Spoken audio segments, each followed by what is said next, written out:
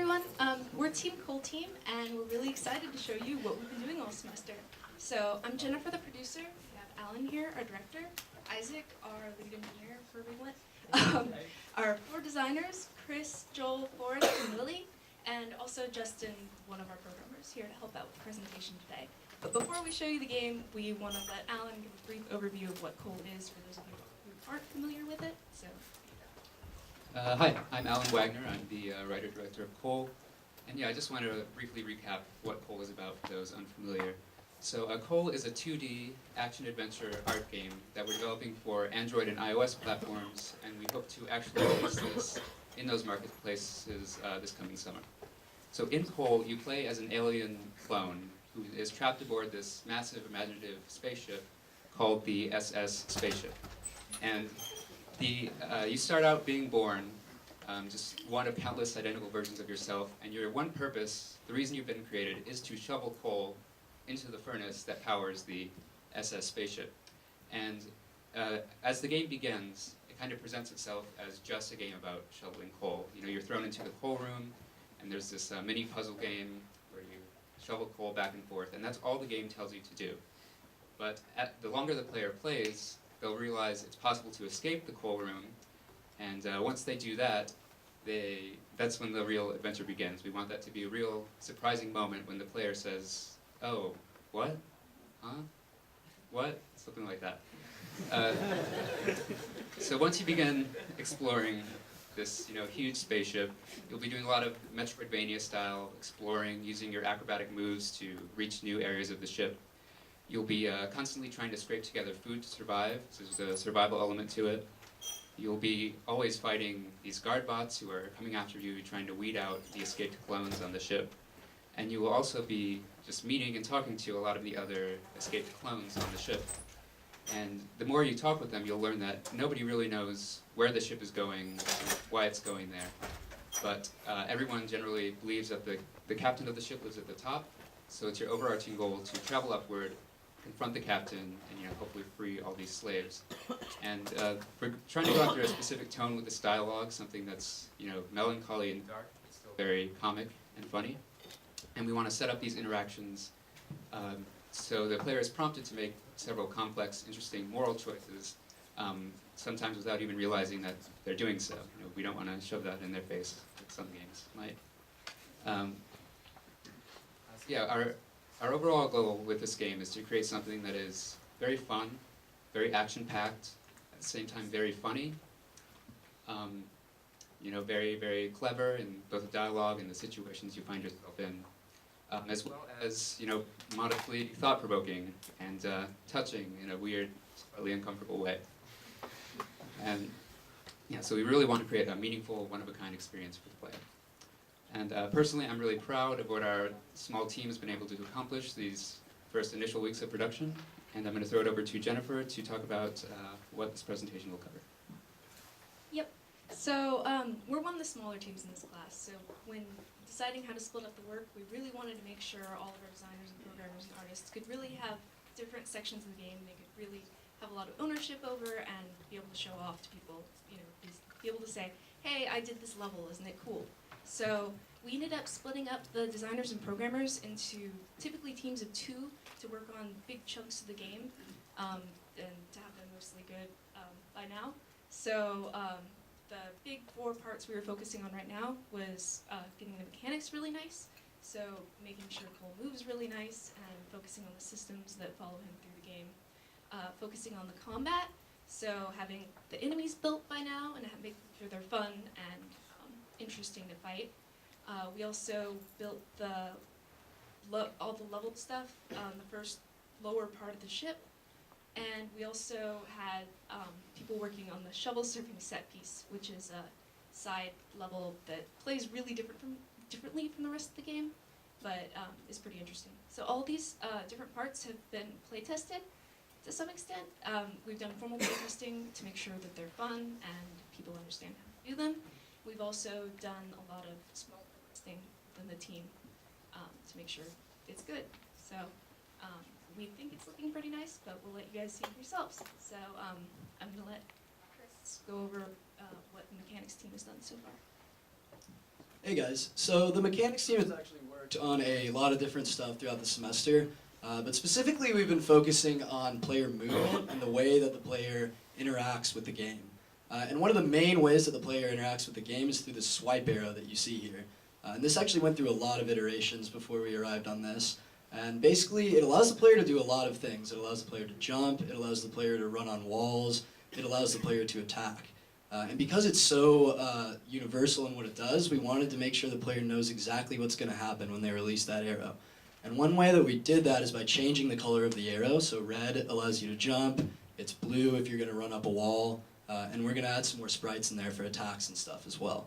And it also changes color depending on how high you're going to jump. So Cole can jump different heights depending on how far you drag the arrow back. And if you drag it back a little bit, it's white-ish, and then when you drag it back really far, it gets pretty dark. And that gives the player a good visual indicator of how the jump's going to be. There's also a lot of other stuff that we've done in terms of movement. We tweaked the ceiling running and wall running a lot based on our play tests and what kind of feedback we got from that. As well as that, there's a lot of other stuff under the hood that the mechanics team has been working on. There's a hunger system that keeps track of how hungry Cole is, that depletes over time if he's not eating food. He has an inventory system where you can store the food and save it for later, and the player is also able to save and load the game. And that'll all be visible as soon as we get our UI built for Cole. So we're pretty much comfortable with how the mechanics are at this point, and we're really looking forward to building set pieces and moving on from here. So I'll pass it over to Forrest here, who can talk to you guys about some of the enemies in Cole. Hey guys, so we're going to be loading up the enemies scene in a second. Okay, there it is. Let's play it. So we've basically got 5 enemies in the game so far. These are kind of our ground enemy Goomba kind of characters. You ground pound on them to kill them, and then if you go to the right, we've got the slave driver enemy, who's kind of the first enemy you encounter in the game, and he's the one who really keeps Cole trapped in the coal room, and as you can see, he lasers at you, and we really wanted to create kind of a comboing mechanic for this, so you can sort of combo between them by doing your little swipe attack and spin around and stuff. This is the fat guy, who's kind of a carrier for the slave drivers, and you basically can combo up to him if you time it well, and actually hit him in the air using the slave drivers that he deploys. Okay, next we've got the fan guy, who you can see right there, who if you jump against him, you bounce off of him. But if you do a well-timed spin attack, you'll actually smash through him and be able to kill him. And actually we're going to use this as almost a puzzle element to block off areas and create some fun aerial platforming mechanics. And then finally we've got the platform enemy, who's another puzzle mechanic who you have to kill, and then you can kill him. You can use him to traverse to new areas. All right. So next we've got Joel, who's going to tell you about level design. Hey guys. So the bottom level of the SS spaceship that we've been working on consists of 3 main level areas, 4 set pieces, 6 character rooms, and then some smaller scenes to tie it all together. So what I've been working on this semester is these 3 main areas that we've got. And the one that you're seeing right here is the first of those areas. This is actually the level that you see immediately after escaping the coal shoveling sequence. So we wanted to make sure that the player is getting used to some of the platforming combos like wall jumping into a wall run, or doing those things into a ceiling run as well. We're also getting the player used to the verticality of the levels, because a lot of the time you're climbing, you're trying to get to the top of the spaceship. One of the biggest challenges we've had to face in the level design is the idea of a balance between exploration and linearity. Because I know at first we really wanted a fully explorational bottom of the spaceship, but that came a little bit overwhelming to players. So we've been trying to cater that to the coal mechanics specifically. So a lot of the time it'll feel very linear, so you're on a set path like this. But there'll be places where you can branch off from the main path and find new areas, and doors to new areas, or just find some new content, like a new character to talk to, or just some different art. It's sort of in the same vein as when you escaped the coal shoveling sequence. When you finally branched out and found a new area, you're rewarded with a sense of discovery. So now to talk about one of the set pieces we've got going on, I'm going to pass it off to Will. That was an Easter egg. So coal isn't the happiest of games. You spend most of the time either shoveling coal for a living or making tough decisions in order to survive. I worked on a happy little level where coal surfs on a shovel and does neat tricks. Just a little bit of warning, our guys are hard at work making art, so the art hasn't been implemented yet. You can go ahead and get started with that. So he surfs on a shovel down a surface. He can go off of ramps. There's music, but it looks like it's not playing correctly. Go off of ramps, there are speed boosts that speed him up. And he can do neat little tricks to get some points. Try to get the most points possible, of course. There are also obstacles. If you hit them, you slow down. They don't hurt you at all. There are also enemies. They give you point multipliers. ×4 because, ooh, ×16. And then there are big super ramps that bring up the Trico-Cam. So I want this to have the appearance of it. For example, oh no, fire! Except it's, yeah, that thing pops up, you're safe. There's never any real danger in the level.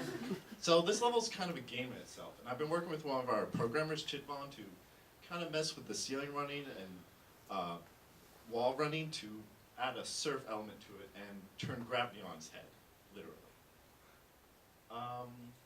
Overall, I want this game to be, or this level to be a fun ride. One of the professors called it Space Mountain. And I think that's accurate. It's just a fun adventure, a break from all the serious decisions, and something that's gnarly, totally radical, and cool. Or should I say, cool. Yes, thank you. Okay. So to talk about our dialogue system is our engineering lead, Isaac.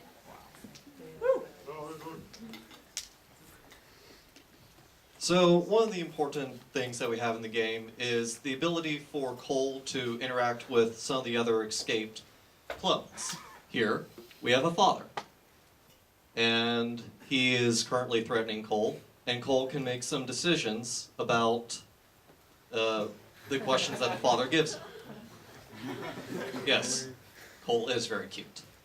And so we built the dialogue system to have text, to have choices, and to sometimes even react to what Cole does. Yeah. And so, right now, poor son, poor Junior. Yeah.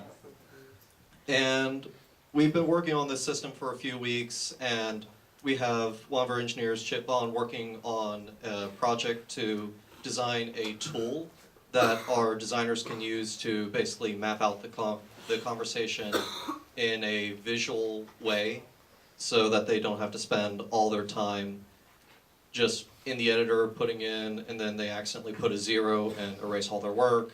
That's no good. So we'll have a system that'll make developing these conversations much easier. And now, on to Justin, one of our programmers, to talk about some of the optimizations that we did with this project, since it is on a mobile device. Yeah, so like Isaac said, when you're developing for mobile, optimization is really important. And one of my major tasks coming in at the beginning of the semester was to figure out how to optimize it. First, we had to convert all of our code from being frame dependent to being time dependent. Because it was based on a prototype, so we had to revamp a lot of things.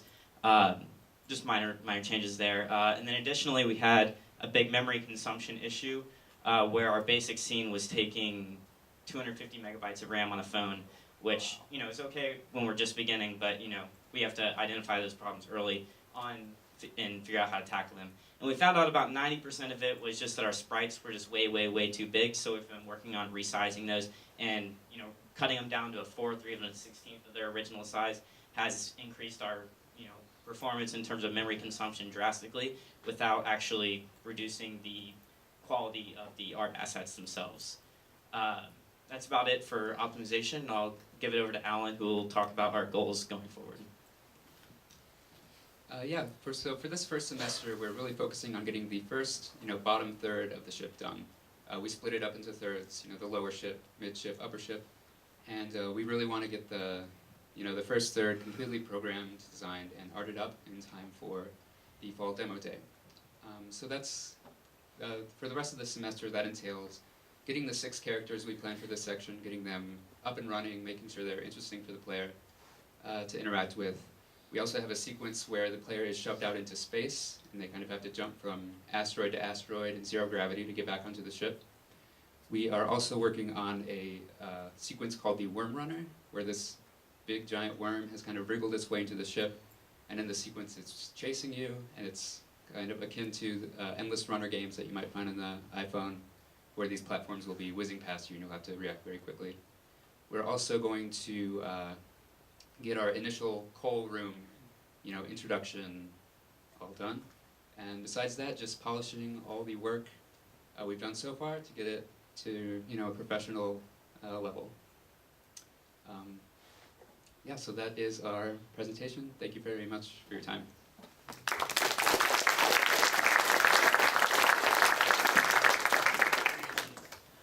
So are there any questions?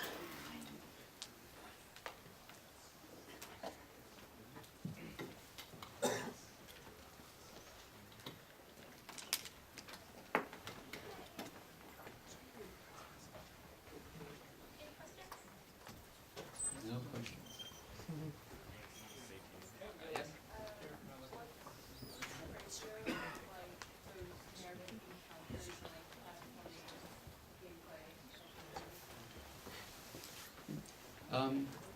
I think it's sort of a half and half kind of thing. We're going for kind of like a Legend of Zelda kind of mix of meeting new characters and exploring and combat. Probably a little more heavy on the interaction, but about that mixture.